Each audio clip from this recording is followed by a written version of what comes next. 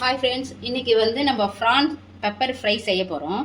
அதுக்கு தேவையான பொருள்லாம் இதுதான். என்னென்னு நான் சொல்கிறேன்.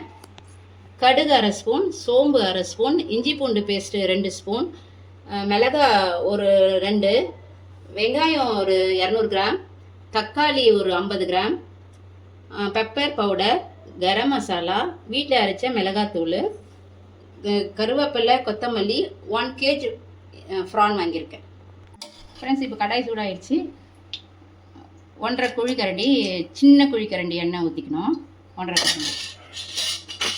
இப்போ பார்த்தீங்கன்னா காஞ்சிடுச்சு. கடுகு போட்டுக்கலாம். நல்லா பொரிஞ்சு வருது. இப்போ வந்து சோம்பு போட்டுக்கலாம். சில்லி போட்டுக்கலாம்.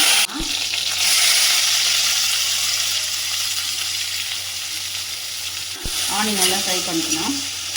நல்லா ப்ரௌனாக வரணும்.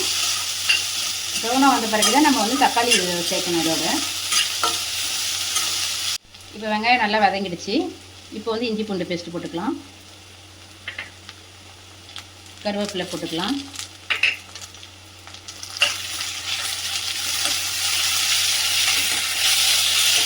இதில் கொஞ்சம் மஞ்சள் போட்டுக்கலாம். கொஞ்சம் மஞ்சள் போட்டுக்கலாம். ஒரு ஸ்பூன் உப்பு,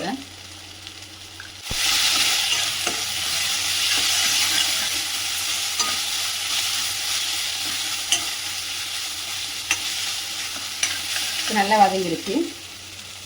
இதில் தான் தக்காளி போட்டுக்கலாம்.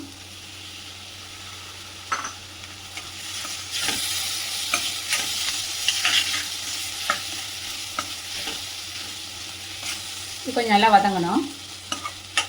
இப்போ தக்காளி நல்லா வதங்கிடுச்சு. இந்த நேரத்தில் வந்து மிளகாத்தூள் போட்டுப்போம். அப்புறம் கரம் மசாலா போட்டுக்கலாம். கொஞ்சம் நல்லா வதக்கி விட்டுருவோம். இந்த பச்சை வாசனை போகிற வரைக்கும் கொஞ்சம் வதக்கணும். இப்போ அந்த பச்சை வாசனைலாம் போயிடுச்சு. இப்போ அந்த இறாவை சேர்த்துருவோம்.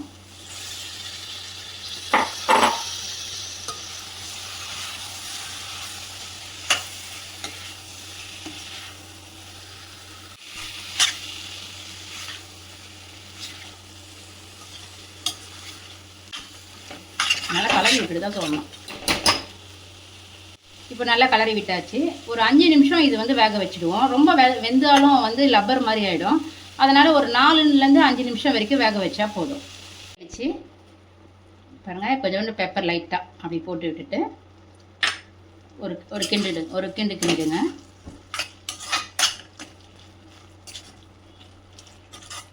எதுக்கு பெப்பர் போடுறோம் அப்படின்னா, இறால் வந்து கொஞ்சம் வாழ்வு சொல்லுவாங்க.